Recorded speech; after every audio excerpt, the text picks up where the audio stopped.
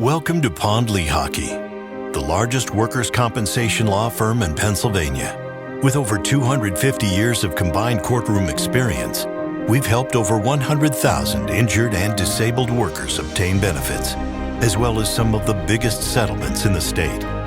Even better, Pond Lehocky doesn't charge a dime until you win. If you've been injured at work, give Pond Lehocky a call. All right, ladies and gentlemen, welcome to the Labor and Energy Show. It's great to have everybody here. Ecstatic to bring into the program Bill Sproule, Executive Secretary Treasurer, EAS Carpenters. Bill, how are you, sir? I'm doing good, JDoc. How about yourself? How's your fall season going thus far? Going great, man. You know, we're all hustling down. We're all, we're in a home stretch here, my friend. As you know, I'm sure, and I really appreciate it because I know you're not busy this time of year, right?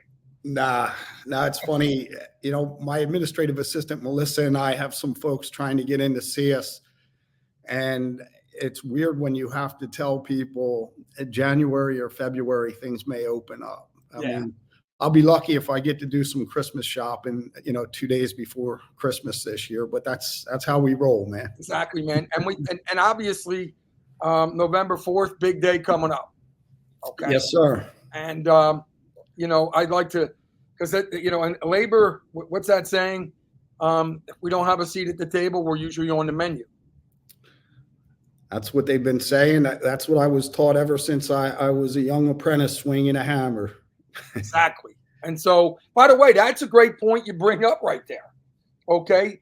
And we've talked about it in the past, educating our young people on, in a sense, the life's blood, what individuals like yourself are doing.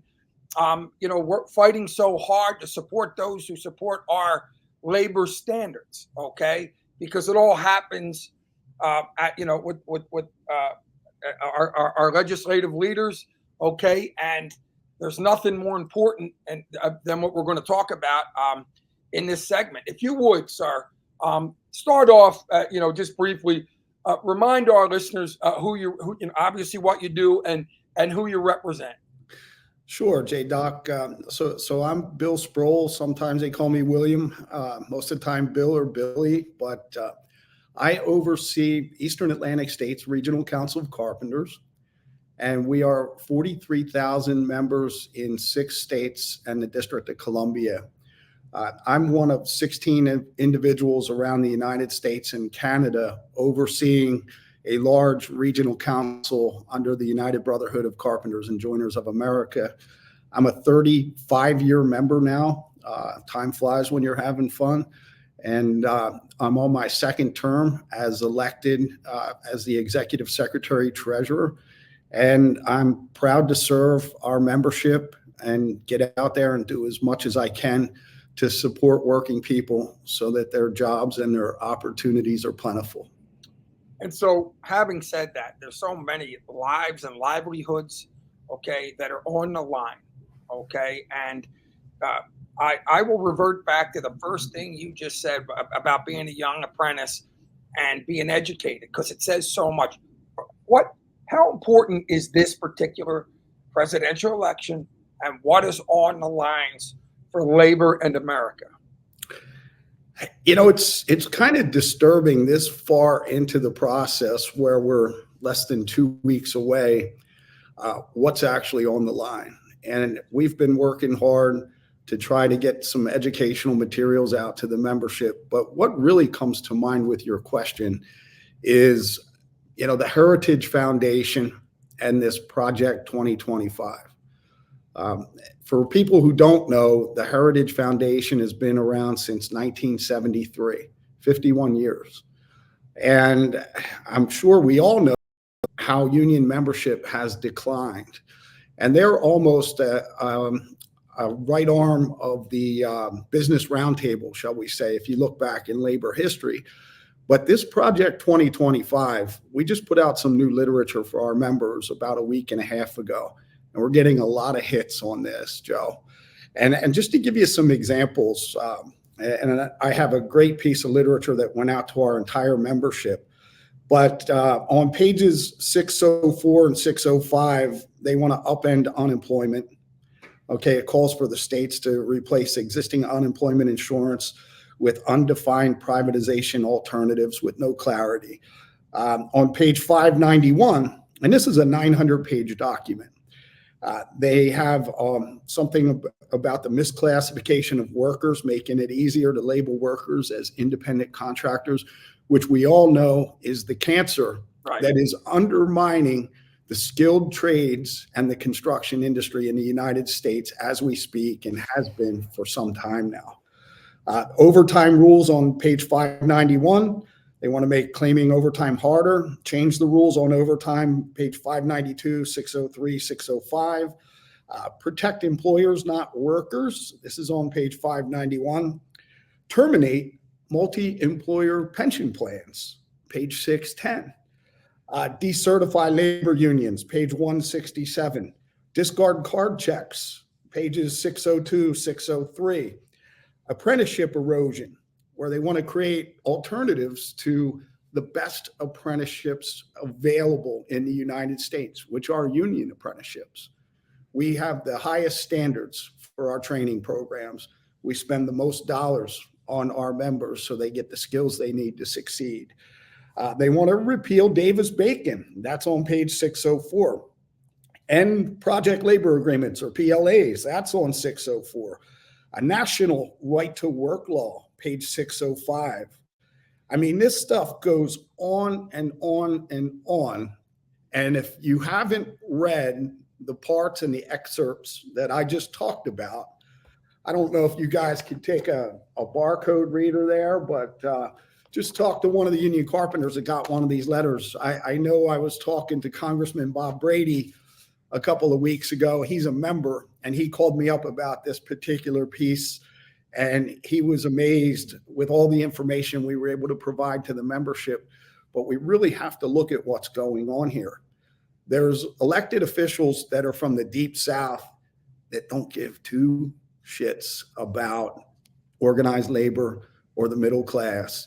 And they're part of the folks that are trying to steer the ship right now with this election. So this is critical to organized labor. It's also critical to those folks that are non-union out there working for legitimate employers that pay decent wages and pay benefits. And I just, I can't believe that there's a lot of folks that don't understand the severity of the election coming up on November 5th. And Bill, that's why we're doing this program. Okay. We talk about educating our members. Okay.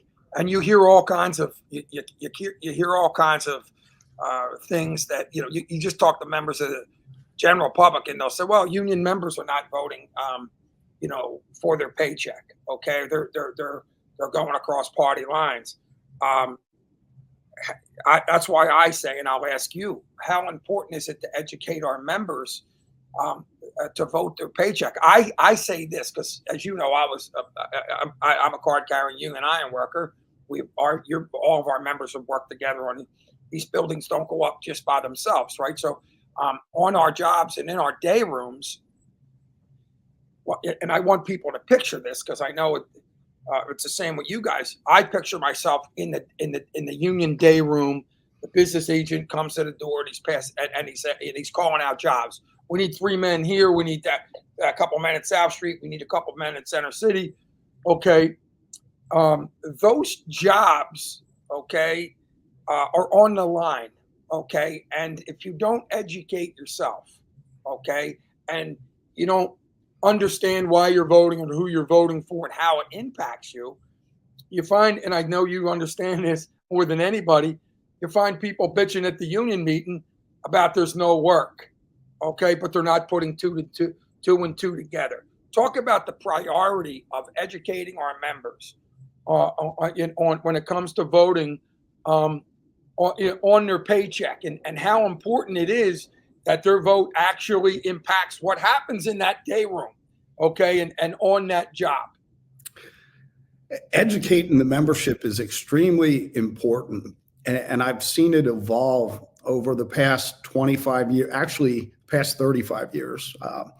I was actually, when I was on the tools, I used to, go to union meetings and receive different types of literature and talk to the representatives about politics. And the key, Joe, is listen, the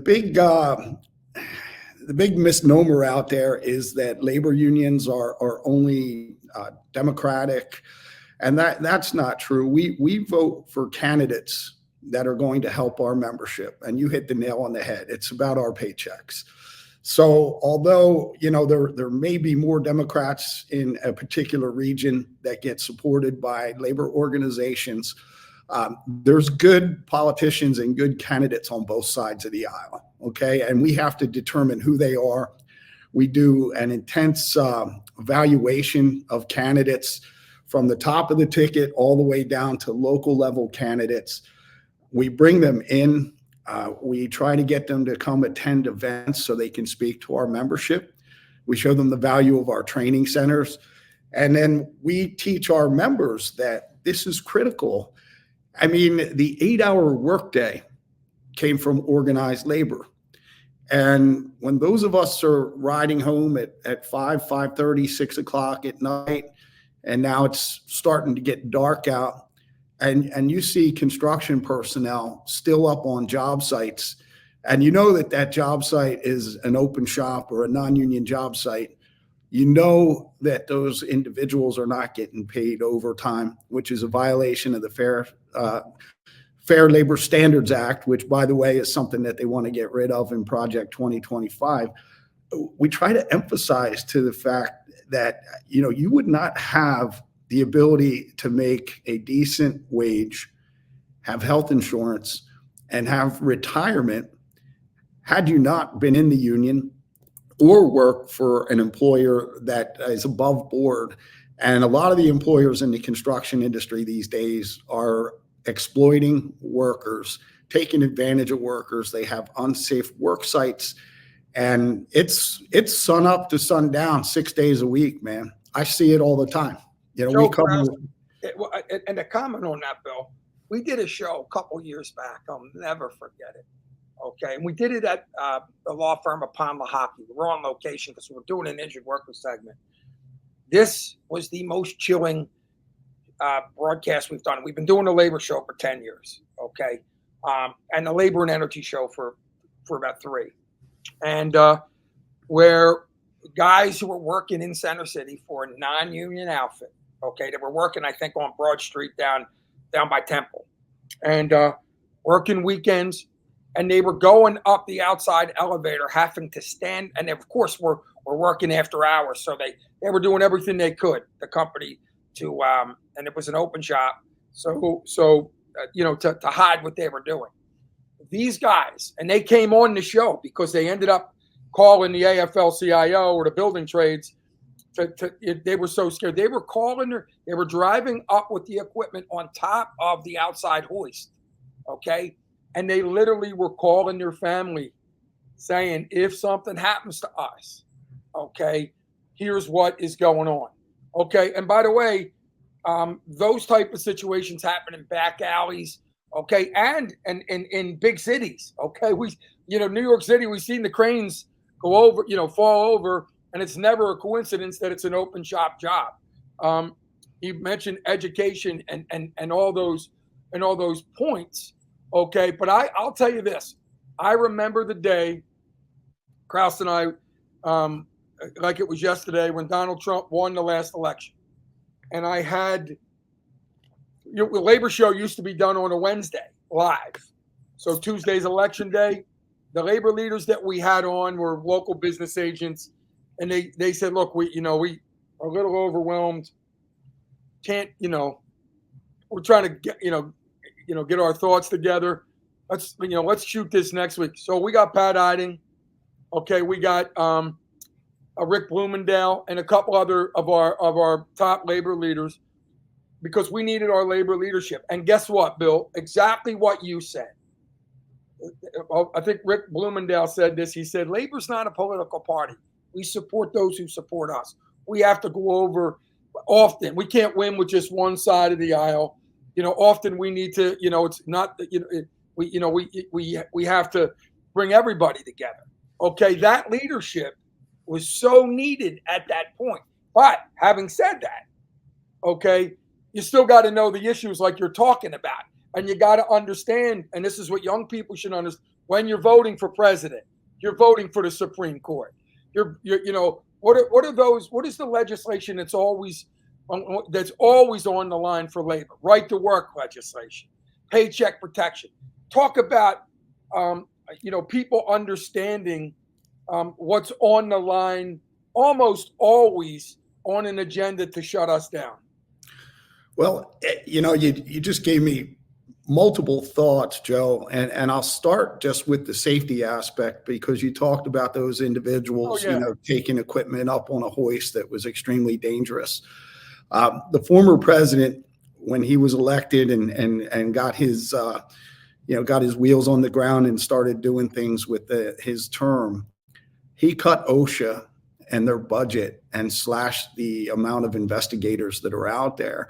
And OSHA is the governmental agency that protects union workers on union sites as well as non-union workers on non-union sites. And I'm sure the amount of construction accidents and fatalities, I don't have any statistical data in front of me to take a look at, but I'm sure when you cut OSHA's budget by a third, there's going to be a lot of problems out there in the industry, and there's going to be a lot of companies looking to cut corners and just you know, exploit the workforce and have unsafe conditions. But you also mentioned how we have to be cognizant of you know, the two parties in the United States, and like I said earlier, there's good elected officials on both sides of the aisle. But just look at Davis-Bacon, right to work, those two issues. We support a large contingent of Republican congressmen and Republican senators that are considered Davis-Bacon Republicans. And because of their commitment to organized labor, you know, they may be conservatives and have different views, and we may not agree on everything. But when it comes to two of the most important things to organized labor, they support us, and we in return support them. I've had elected officials that, listen, I use, you know, over in Jersey, Congressman Lobiondo was a perfect example. He was there for a long time, always supported labor. And there was some candidates that came along that wanted to run against him and wanted us to go ahead and flip and go with the other candidates, but we did not, because that man was always there for labor. And there's other examples around the country. Oh, Fitzpatrick here. Fitzpatrick is a perfect example. There's many of them. I refer back to Lobiondo because when I first started getting drugged to political events by my business manager and first started understanding politics, you know, I was out every other night at different things, especially this time of year. But, and then the other thought with your last question is this: I can understand why Pat and those other labor leaders did not want to come on your show. You know, Pat wanted to come on. He wasn't scheduled. It was the other guys that were lost words. That's what we call Pat. I got you. You guys. I meant the day after the election. And just to use that as an example, because I recently told some folks that that Wednesday that you're referring to, you know, back in 16, there's only a couple other times in my life where I really felt like, you know, like, man, we're screwed. Like this is not going to be a good thing. And, you know, it almost reminds me of how I felt, you know, the day of and the day after 9/11, basically. So I think a lot of people were really blown away and distraught and kind of wondering, man, what is going to happen next?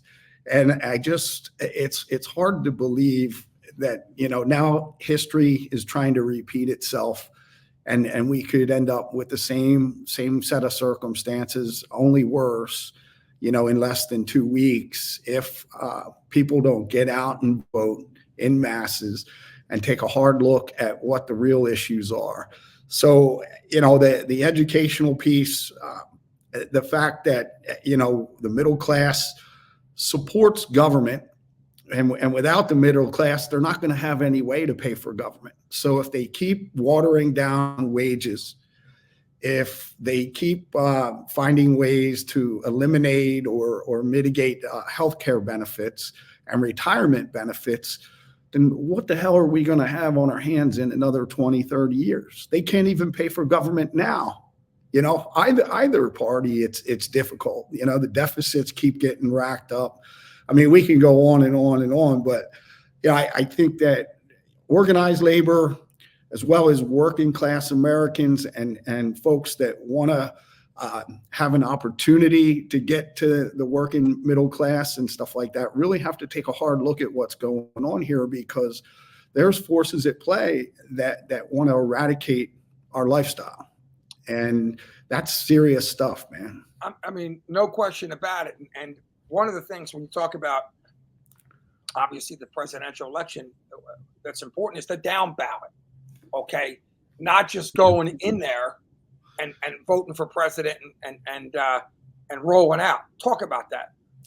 Well, a perfect example there would be, especially in Pennsylvania and certain states where judges are elected. I mean, look at all the judges, or on the down ballot side, or where judges are appointed. I mean, it's either one or the other, but just the amount of judges that were appointed and elected could definitely be a game changer for folks that are trying to make a living either in construction or manufacturing or some of the other middle class job opportunities that are out there for Americans. And that's just one example. I mean, you have the state elected officials, you know, that can be affected by down ballot stuff. You know, right now, you know, the majorities in the slim majority in the Senate is up for grabs. And then there's the House of Representatives. And listen, we've all seen what 4 years of first Speaker McCarthy, and then he got ousted, and then Speaker Johnson is down there, you know, running the House of Representatives. But they have not been able to get anything done.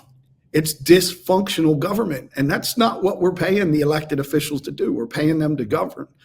So, you know, when I saw that, you know, both parties came together with a bipartisan immigration reform bill that at least would have started to solve some of the problems that we have right now with, you know, workers in all different areas and misclassification and exploitation. And to see that bill get killed was extremely disappointing. So the down ballot stuff starts, you know, at the congressional level. Obviously, there's elections have consequences, shall we say, is something that we teach our membership. That's a catchphrase. But it goes right on down to mayoral stuff and county commissioners, right on down the line. Well, we have Senator Bob Casey here, okay? What could be more important in our neck of the woods, okay, than you know, understanding how these races like you're talking about are going to impact our life, okay? And in labor, you know, and it's so important to wake people up and to make sure that they understand that so much is on the line, okay? And that they can't just walk in there. You talk about the judges, okay? And I talk about the Supreme Court, okay? You know, it's all part of that one vote for the president, and also locally as well. You can't just walk in there and this is, you can do what you want. It's America, but you can't avoid the consequences.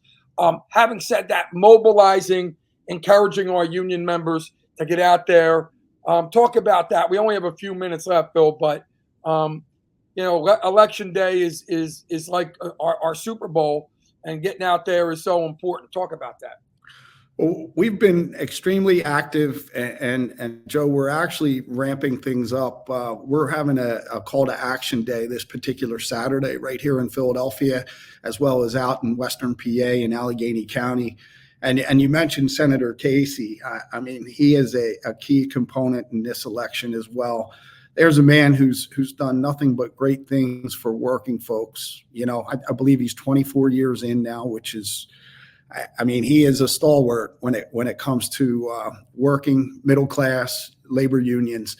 And his opponent is a gentleman that, from what I understand, lives in Connecticut, has a ton of money, and just wants to get into politics because he wants to be part of that group that's going to undermine our way of lifestyle.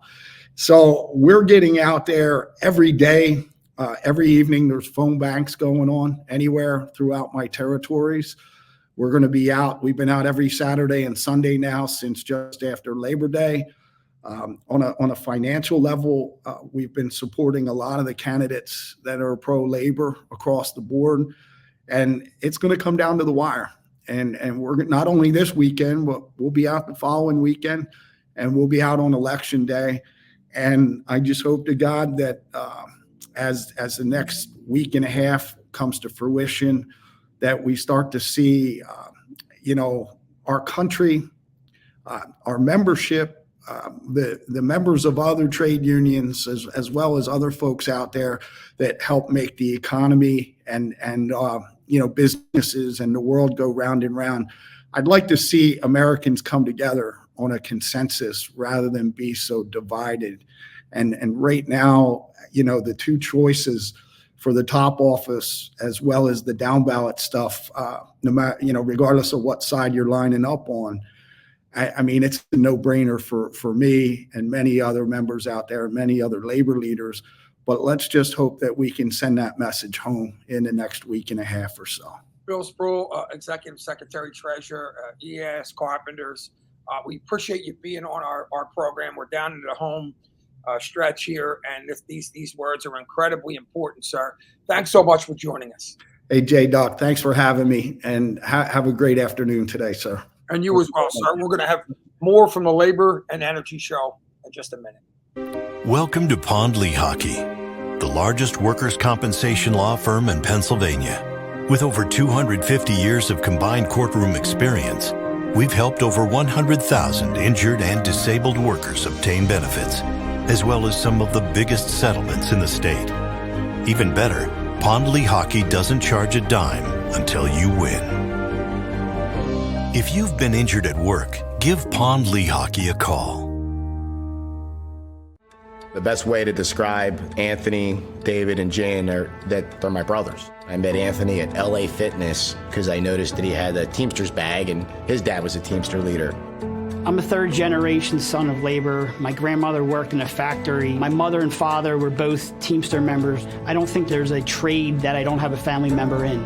What's so big for me coming from a union background is what affects one member affects the entire membership. A lot of people can relate to the issues that individuals deal with. We pride ourselves on empathy. The big value that's always instilled in you if you grow up in a union household is the importance of brotherhood. People that lean on each other, that rely on each other. When we were building this business, having that background and knowing what matters most to the union members is really what we use to drive and build out Retiree First.